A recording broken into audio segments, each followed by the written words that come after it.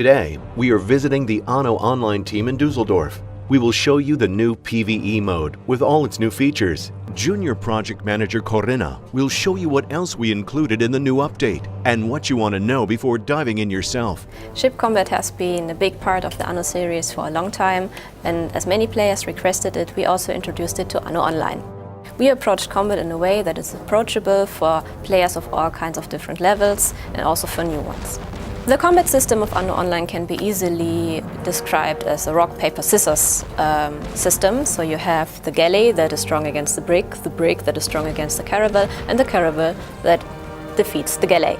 We have different levels of difficulty in which resource management will become more and more important for the player. You can either be defensive, offensive, or use health kits in order to win the battle. For new players, in order to play the PvE feature, they will encounter it in the first half an hour of gameplay, so even new players will be able to play it rather fast. For existing players, also a tutorial will start which teaches you on how to maneuver your ships, how to build ships, how to attack your enemies, and how to use equipment like offensive or defensive items. After the tutorial, you'll also learn how to build your own ships and what to do to send them into battle. Strategy plays in combat a very important role when it comes to the most difficult maps that we have. We have different ways of approaching the final end boss. You can go the short route, which has a lot of encounters and you might take lots of damage, or you will take the long route, which has less fights, but will take longer, but you might be safer. So depending on which strategy you want to go, feel free to find the best way to defeat the pirate boss. For those of you who like peace and quiet, the PvE feature is purely optional, and if you do not want to attack the pirates, you can just leave them be. Your own islands and trade routes will stay safe and will not be attacked by pirates if you do not want them so. There will also be a PvP feature in the future, but at the moment I cannot tell you anything yet, so stay tuned for more information.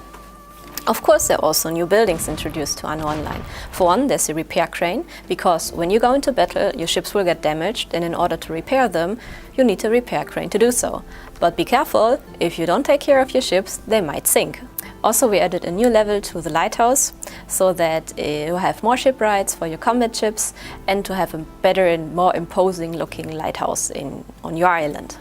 For the combat feature, we also introduced two new currencies, ammunition and ducats. Ammunition is something that you get and need for ship fights, and the ducats are what you receive when you beat the pirate boss at the end of a map. With these ducats, you're able to achieve a 10th island slot, which is very interesting for long-term players so that they can expand their economies. This is, however, not everything that has changed. Senior Art Director Armin will now demonstrate how much the graphics have improved with the new update. They changed a lot because we created all the ships that we had forward in 2D and now in 3D, with all the detail that is in, with different building stages of the ships and like different versions of the ships, like the Northberg ship and the different trade ships. All is in now in 3D, and yeah, user can see it pretty soon there in the game. We did as well a lot of changes in the water, like the 3D shader for the water texture and the underwater objects. A lot of nice stuff will be seen there. That's it for this episode of Byte Backstage. Every single new feature is live now. Enjoy dominating the seas.